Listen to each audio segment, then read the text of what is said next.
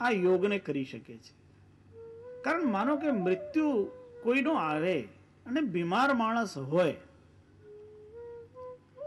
એ ત્યારે સાધના ન કરી શકતો હોય, તો એ બીમાર માણસ મોતના સમયે એ મોતને પોતાનું સુધારીને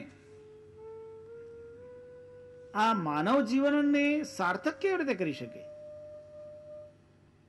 તો એને પણ આ સાધના લાભ કરાવે છે. કારણ ગમે તે અવસ્થામાં પણ વ્યક્તિ આ સાધના કરી શકે છે. એટલે જ આનું નામ સહજ છે, સહજ સાધના.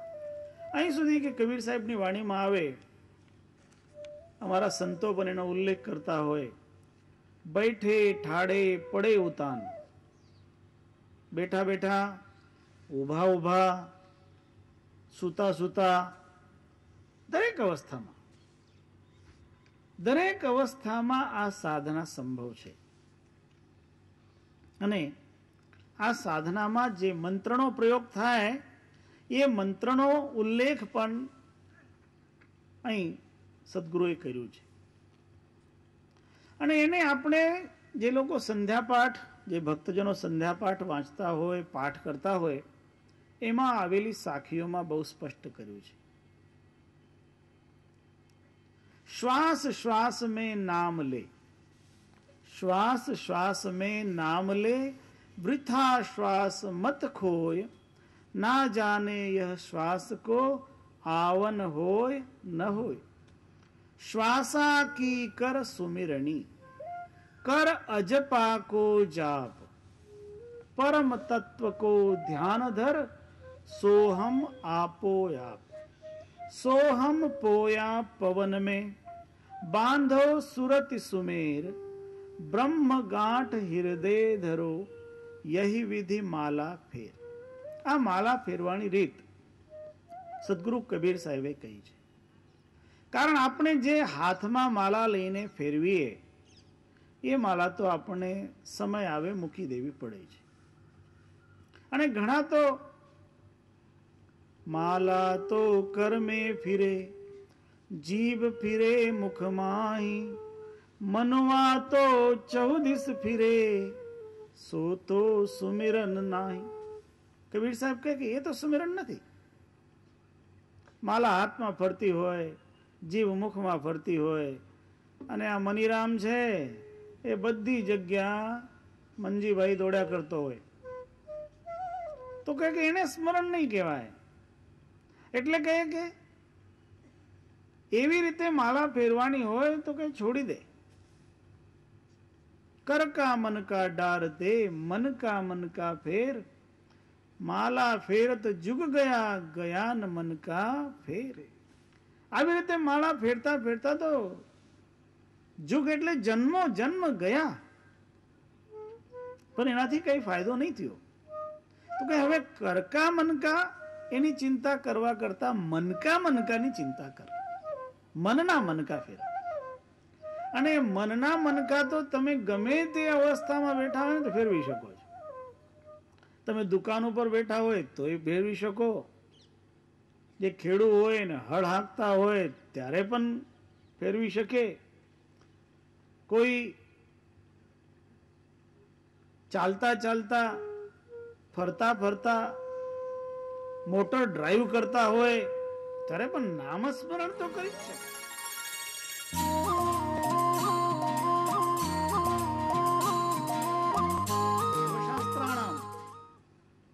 બધા શાસ્ત્રોમાં સોહમ મંત્રનો ઉપયોગ કરવામાં આવ્યો છે. અને એ જે સોહમ શબ્દ છે, એ સોહમ શબ્દ શ્વાસ સાથે જપ કરવાનું કહ્યું છે. સોહમ શબ્દનો શ્વાસ સાથે જપ કેવી રીતે? અને સોહમ શબ્દના જાપથી મન કંટ્રોલમાં થઈ શકે કે નહીં? તો સંતોએ કહ્યું છે કે જરૂર થાય છે, પણ એની રીત સમજવી પડે. કઈ રીતે સોહમનો જાપ કરવાનો જેનાથી તમારું મન કંટ્રોલમાં આવી શકે? એક મહાપુરુષો દાખલો આપે બહુ સરસ મજાનો દાખલો છે, તમે ક્યાંક સાંભળ્યો હશે. એક ભાઈ કોઈ સંતના પરિચિત હતા. એક દિવસ એ સંતને મળ્યા અને સંત એ ગામમાં રોજ સત્સંગ કરતા હતા. તો એ ભાઈને સંત કહે કે ભાઈ તું સત્સંગમાં કોઈ દિવસ નથી દેખાતો. ત્યારે ભાઈ કહે કે ગુરુજી ક્યા કરું, કામ ઇતના જ્યાદા હૈ, એટલું વધારે કામ છે કે કામમાંથી ફુરસત મળતી નથી, એટલે હું સત્સંગમાં આવી શકતો નથી. એમ તો સંતો કહે ને, જિંદગી જબ તક રહેગી ફુરસત ન હોગી કામ સે, કુછ સમય ऐसा निकाल लो प्रेम कर लो राम से. થોડો સમય તો કાઢવો પડે. પણ એ કહે કે મારી પાસે તો એટલું કામ કે મને ટાઈમ મળતો નથી, એટલે હું સત્સંગમાં આવી શકું નહીં. તો મહાત્માએ કહ્યું કે હું તને એક મંત્ર આપું, તું એ મંત્રને સિદ્ધ કરી લે તો તારા બધા કામ ફટાફટ થઈ જશે. તો કે ઓહો ગુરુદેવ, એવું કઈ મળી જાય તો બધું કામ થઈ જાય. તો મહાત્માએ એને એક મંત્ર આપ્યો અને એને એ મંત્ર સિદ્ધ કરવાની રીત પણ સમજાવી. અને એને જઈને જે પ્રમાણે મહાત્માએ કહ્યું હતું એ પ્રમાણે કરીને એ મંત્રને સિદ્ધ કર્યો.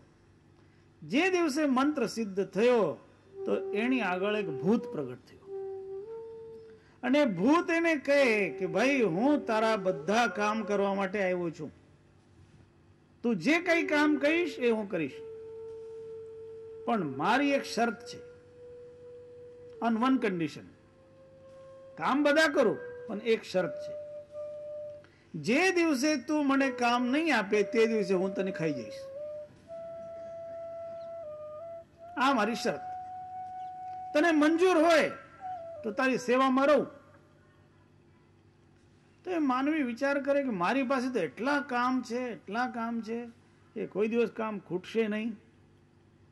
એટલે એને ભૂતની શરત મંજૂર કરી અને એને એ ભૂત જ્યારે આવે ત્યારે એ ભાઈ એને કામ બતાવે. હવે એ ભૂત હતો, એ તો ઘંટોનું કામ મિનિટોમાં કરે. એટલે એની કામ કરવાની ઝડપ એટલે કે આ ભાઈના કામો તો ફટાફટ થવા માંડ્યા. અને એક દિવસ એવો આવ્યો કે ભાઈને ચિંતા થવા માંડી કે હવે આને શું કામ કહીએ. એટલે પછી એને વિચાર કર્યો, ચાલો એ ગુરુદેવ જેમને આપણે આ મંત્ર બતાવ્યો હતો ને એની પાસે જ ઉપાય માંગીએ. એટલે પાછા એ સંત પાસે ગયા અને કે ગુરુદેવ આપે મંત્ર આપ્યો પણ એમાં તો મોટી આફત આવી કે આ ભૂત આવ્યું છે ને એ ભૂત તો કહે છે કે હું કામ નહીં આપું તો મને ખાઈ જાઉં, તો હવે આપ મને ઉપાય બતાવો. એટલે મહાત્માઓ તો એવા હોય ને, બહુ દયાળુ હોય અને કઈ ને કઈ ઉપાય તો એમની પાસે હોય. એટલે એમને કહ્યું કે ઠીક, એ ભૂત આવે તો હવે તું એ ભૂતને કહેજે કે તું એક બહુ લાંબો વાસડો લઈને આવો અને આંગણામાં એ વાસડો ખોડી દેવાનો અને કહે કે જ્યાં સુધી હું તને બીજો કામ નહીં બતાવું ત્યાં સુધી તારે આ વાસડા ઉપર ચડવાનું ઉતરવાનું એ કામ આપ્યું. એનો અર્થ એમ નહીં સમજતા કે હું તમને એવો મંત્ર આપવાનો તમારો ભૂત રાજી થઈ જાય. આવો કઈ મારે ભૂત રાજી કરાવવો નથી. પણ ભૂત છે એ કયો ભૂત છે? એ તમારું જે મન છે એ જ ભૂત છે. અને એ મનરૂપી ભૂતને આપણે કઈ ને કઈ કામે લગાડવું છે. કારણ આ મન કામમાં ન લાગેલું હોય તો એ તોફાન કરતું હોય છે. કામમાં હોય ને ત્યારે એ શાંત રહેતું હોય, પણ કામમાં ન હોય તો એ તોફાન કરે. એટલે જ ઇંગ્લિશમાં એક કહેવત છે, empty mind is house of devil. એ ડેવિલનું ઘર બની જાય છે. એટલે એ મન જ્યારે તમને ત્રસ્ત કરે, તમને દુખી કરે એવું હોય, એટલે એ મનને આપણે કઈ ને કઈ એવા કામે લગાડવાનું કે એ કામ એ મન કાયમ કરતો રહે. તો એવું કામ કયું? તો એને એક વાંસળો આપવો પડે અને વાંસળા ઉપર એને ચડાવવો ઉતારવો પડે. તો એ વાંસળો કયો? આ સ્થૂળ વાંસળો નહીં. આપણે શ્વાસ રૂપી વાંસળો એને આપવાનો છે. અને શ્વાસ રૂપી વાંસળા ઉપર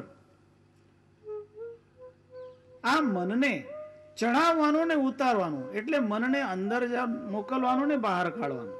જેમ શ્વાસ અંદર ઉતરે ત્યારે મનને અંદર ઉતારો અને શ્વાસ બહાર આવે ત્યારે મનને બહાર કાઢો. એટલે એનું ચડવાનું ઉતરવાનું થાય. અને તમને એક વાત બહુ સ્પષ્ટ કરી દઉં, આ મનને આવું કામ નહીં ગમે. તમે જોજો, તમને કોઈ કામ ન ગમતું હોય ને અને કોઈ ધરાર તમને કામ કરાવે તો તમારું મન થાકી જાય અને કહે છે કે હવે ઊંઘી જાઓ ને. એટલે જે માનવીને ઊંઘ નહીં આવતી હોય એના માટે આ ટ્રીક બહુ સારી કરવા જેવી છે.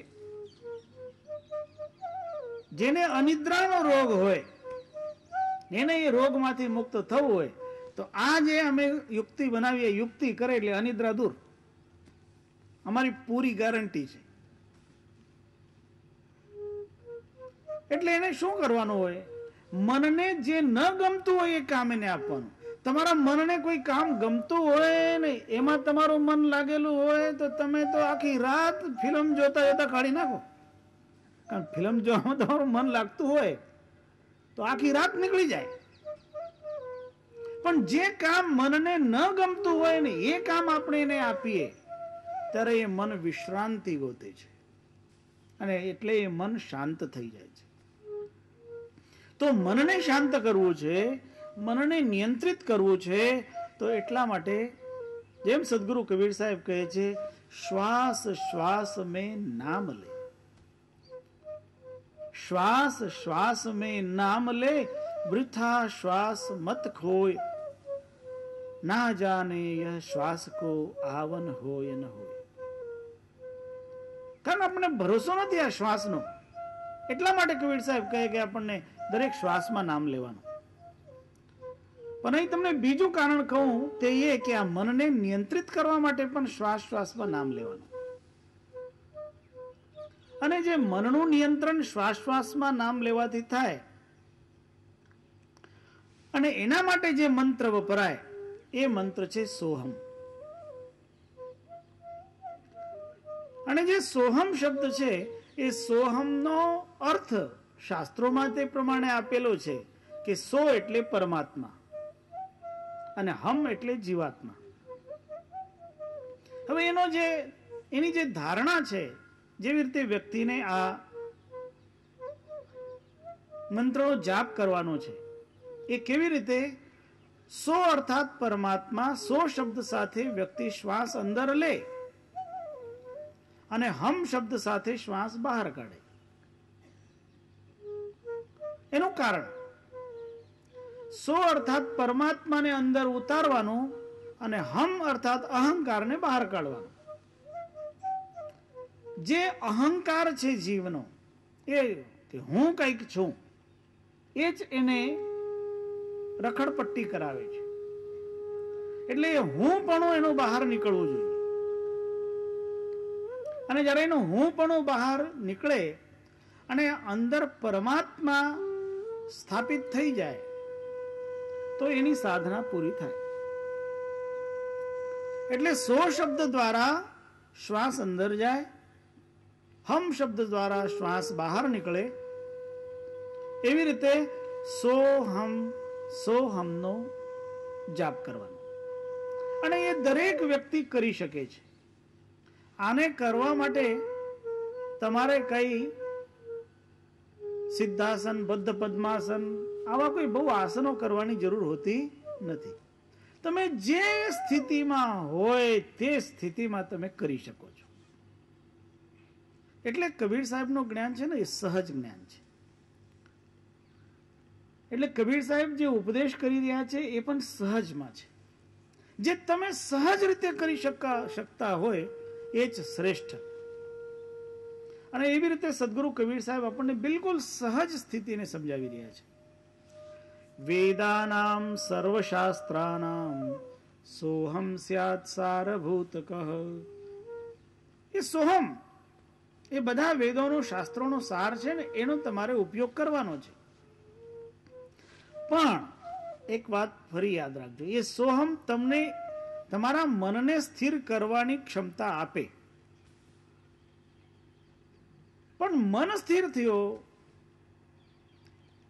હજી આગળનો પંથ કાપવાનો બાકી છે.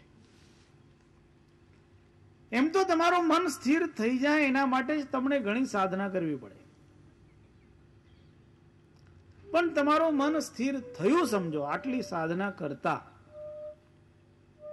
કે તમે સોહમનો જાપ કરતા કરતા તમારા મન ઉપર કાબુ મેળવી લીધો, પણ હજી એ સાધકને નિઅક્ષર તત્વની પ્રાપ્તિ નથી થતી. જે સાર શબ્દ છે એ સાર શબ્દની પ્રાપ્તિ હજી નથી થતી. સોહમ સાધના એક પગથિયું છે. એટલે કબીર સાહેબે 5 નામ આપ્યા છે. અને જે 5 નામ આપ્યા છે એ 5 નામમાં સોહમ એક નામ છે. એટલે જે સોહમ છે એક પગથિયું છે. આ પગથિયું પાર કરવું પડે. અને આ પગથિયું પાર કર્યા પછી જ તમે આગળનું પગથિયું મેળવી શકો છો. અને એ આગળનું પગથિયું છે એ તમારી સુરતીની સ્થિરતા છે. એટલે જ્યારે કબીર સાહેબ એમ કહે કે તન થીર મન